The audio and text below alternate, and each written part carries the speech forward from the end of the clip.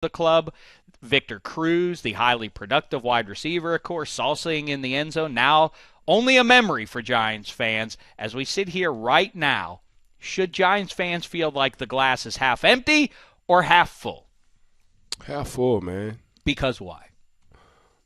Because I thought it was time for Cruz to go. You got Shepard. You got a young up-and-coming receiving core. Jennings is Jennings. That's what you're going to get out of Jennings for the rest of his career. Like he's a one-cut kind of power back. No disrespect to Jennings. As far as like being elusive, he's not that elusive. Getting you the tough yards, he can get you the tough yards. Having a 1,400-yard season. I don't know if he can have a 1,400-yard season. Got a young stud in 28 right here that we're looking at that they like for you very really elusive. like Paul Perkins though Yeah. long term. I think he's fine. I don't think he's. I I don't your think he's the second back. answer either. Right. But you see, you got to get and me and MJD be talking about this all the time. Your one back have to get in a rhythm. As soon as this man get in the rhythm, he's going to be golden. We said the same thing about AP when he came off his injury.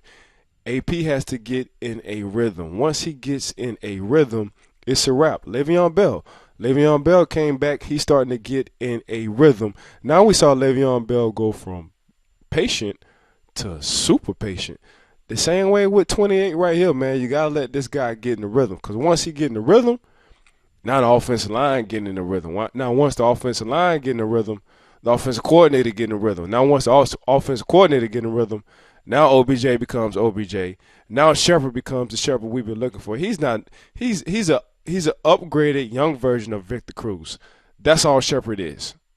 Which is a good thing. He's a faster, more elusive version of Victor Cruz. I mean, also there's Lewis back there, but you figure Sterling with the very nice rookie season in combination with at worst the second or third most talented wide receiver in the game in Odell, Eli, and the thing to me There's is your that problem. I disagree that that's a problem in the defense. Hold on. You know who I think they should get, and I know they're not, but I think they really should. Terrell Pryor. Well, they're not. Yeah, it's unlikely they would be able to land him. But I really do think they should get Terrell Pryor over there for the New York Giants. I really do. I know Cleveland don't want to let him go, and Cleveland actually probably will have a good receiving core this year if Terrell stays and they sign him. But Terrell Pryor to the New York Giants will be a hell of a season. Well, the thing that stands out to me is, and we move on quick, especially in the playoffs. Like as soon as the team goes out, they're yesterday's news, and you focus on who's still remaining. But remember, in December, there was a lot of noise about like the Giants are the best team in the NFC. They have a real shot to run the table and get to the Super Bowl. And if you think back to that game in Lambeau, and I was high on Rodgers as I always am, and the fact that they would win, and then all the nonsense around the stupid boat trip and how that was a distraction and everything. But just remember, Odell catches that one ball in the end zone early. Who knows how that game unfolds? And after that, this team that was a very good defense that they had, and it really came around as the season went along. If they can keep JPP, and I know some people are on the fence about whether or not they should keep him long term, but he was terrific for the most part in 2016. Handsome, glass half empty, glass half full. I think if half full means that they got a chance to win a Super Bowl in the next year, 2 years, 3 years, I don't believe that's going to happen with Eli Manning as their quarterback. I think Eli Manning's time as you saw it at the back end of the season. He declined, and it was pretty noticeable. You've got those great receivers. You add a Terrell Pryor, it's going to come down to is your quarterback capable of doing what he needs to with those guys. I think Eli's time is up. I think they need to use this draft to find his replacement. Eli, and I kind of agree with Handsome.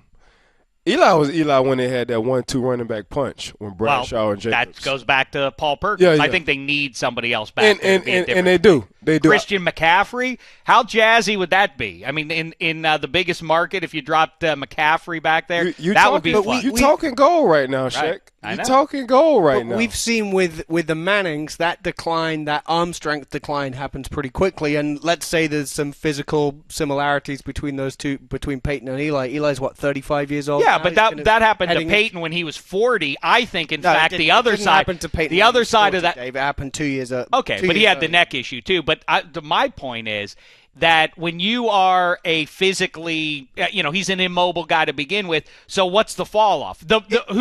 Who 35 hurts more is a guy who was once running around and no longer can. Maybe, but if your arm goes, if you're already a statue, I think that team. You look at every other part of that team. I think you'd say the glass is half full. But if you're talking about them winning a Super Bowl, I don't think they're going to do it with Eli. I think they have to find their replacement. Look who's down on Eli. I think they can. I just think they need that. Dang, you hit it on the head. If they can get that other running back. They need one of those X Factor. Yeah. McCaffrey would be Tavon Austin kind of guys, perfect. right? Yeah. All right, so there you have it. I guess we're gonna say tentatively the glass is half. kind. It's just half. That's unsatisfying. I'm gonna say